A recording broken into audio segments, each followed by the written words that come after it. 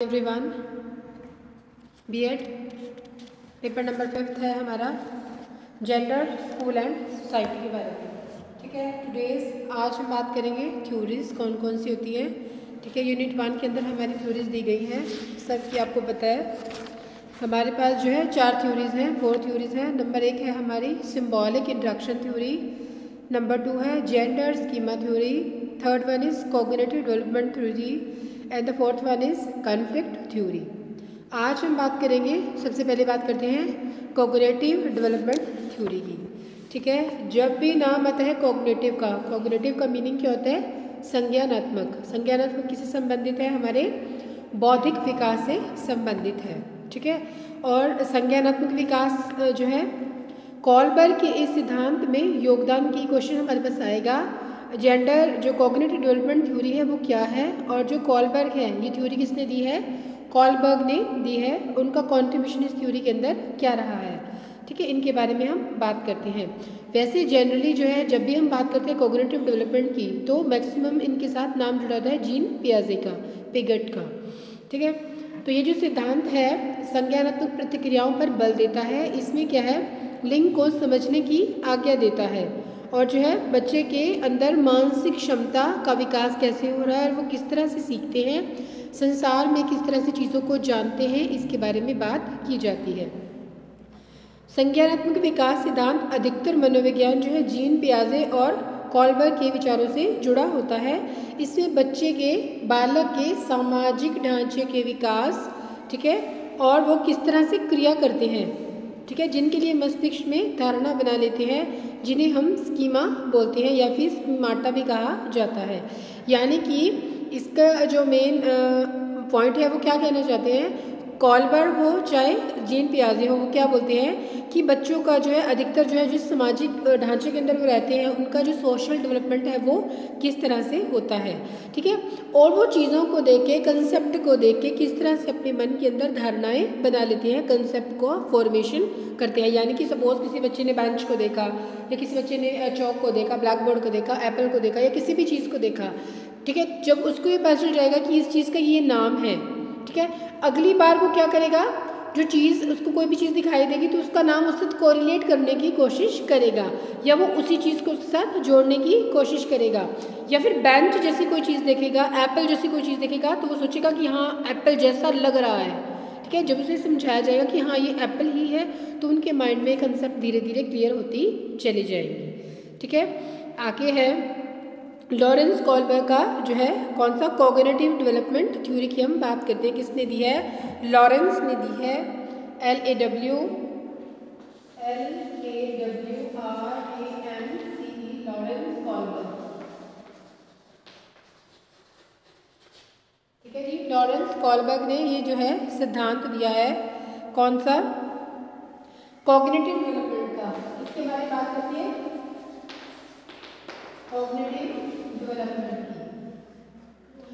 Cognitive development की बात करते हैं। ठीक है, कब दिया उन्होंने? ये वाला 1966 में ये वाला जो है थ्योरी डेवलप की गई।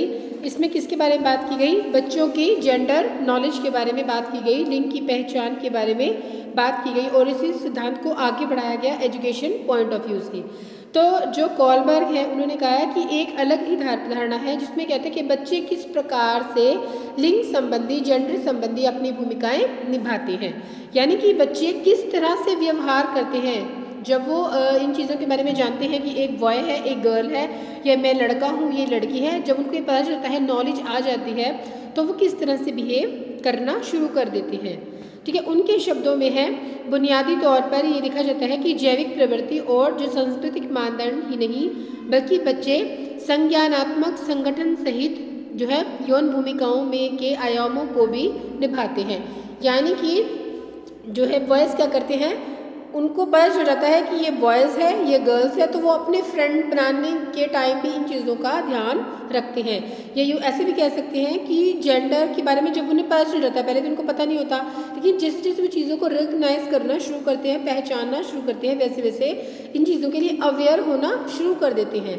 ठीक है, तो उसके बाद जो है हालांकि उनकी सोच में कोई डिफरेंस नहीं होता, लेकिन क्या है, अब जो फ्रेंड्स हैं या यूँ कह लीजिए कि इन चीज़ों को पहचानना कि ये बॉयज़ है, मेरा फ्रेंड का नाम ये है, मेरी फ्रेंड का नाम ये है, लड़के कहेगी मेरी फ्रेंड का नाम ये है, तो ये चीज़ों को पहचानना जानना शुरू कर देते हैं।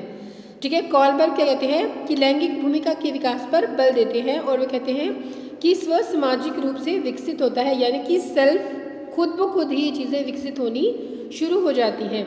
निश्चित रूप से सामाजिक वातावरण में जो है लिंग संबंधी अधिक संख्या में सामग्री मौजूद होती है, यानी कि जो समाज है उसमें यह देखा जाता है कि बच्चों को किस तरह से बच्चे व्यवहार करते हैं, किस तरह से चीज़ों को अपनाते हैं। ठीक है, अब है डेवलपमेंट ऑफ जेंडर आइडेंटिटी, यानी कि लिंग की पहचान का विकास बालकों के अंदर किस तरह से होता है।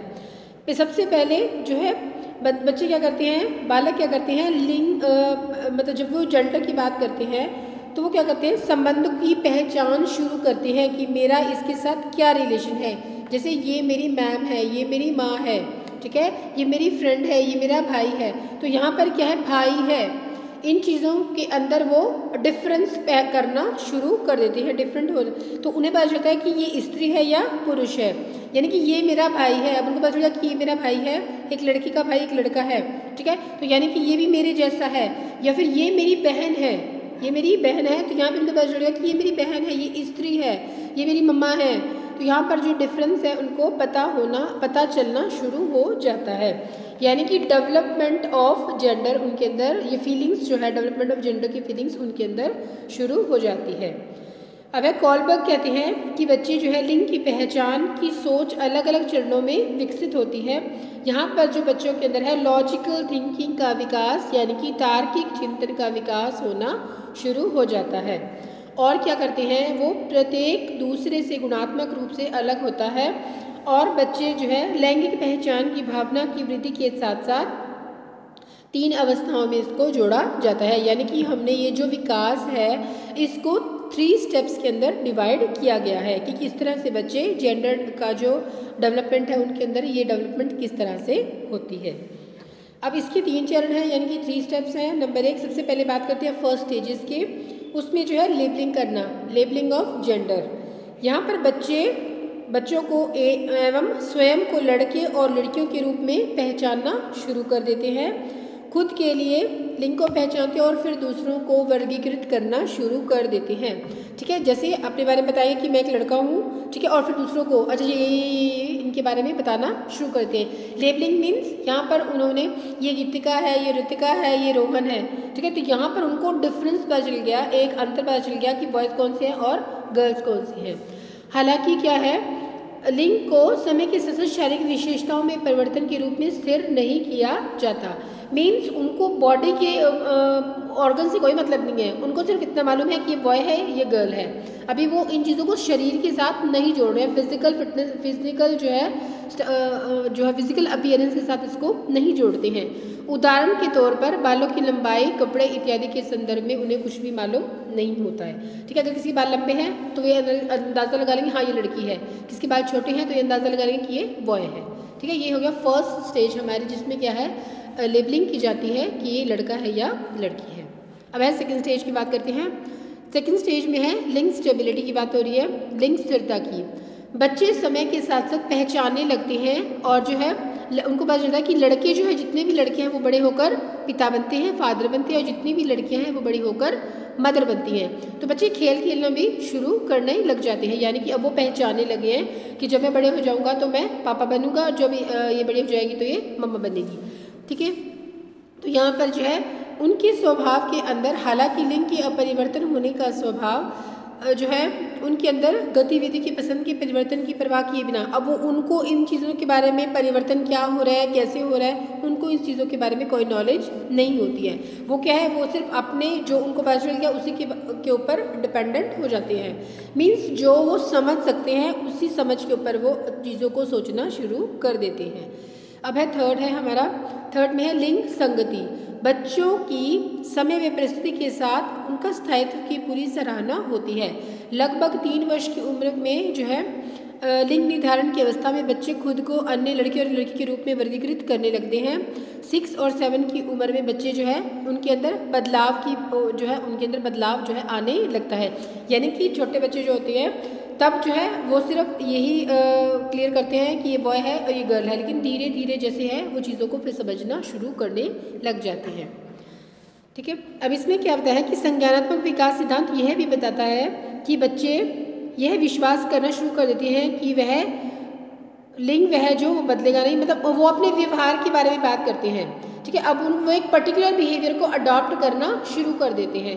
गर्ल्स एक अलग बिहेवियर शुरू करना कर देती हैं और बॉयज़ का जो है बिहेवियर है या चीज़ों के लिए जो दृष्टिकोण है वो भी अलग अलग होना उनका शुरू हो जाते हैं। इस प्रकार की समझ को बच्चे की सराहना में क्लासिक पायोजेनेट परिवर्तन जो है कहा जाता है।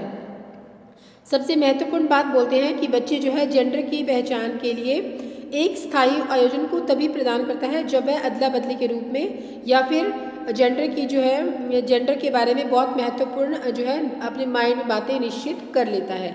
इसका मतलब यहाँ वो कहना चाह रहे हैं, कहते हैं वो अपने माइंड में कुछ चीज़ों को, कुछ एटीट्यूड्स को, कुछ दृष्टिकोण को धारण करना, धारणाओं को बनाना शुरू कर लेते हैं।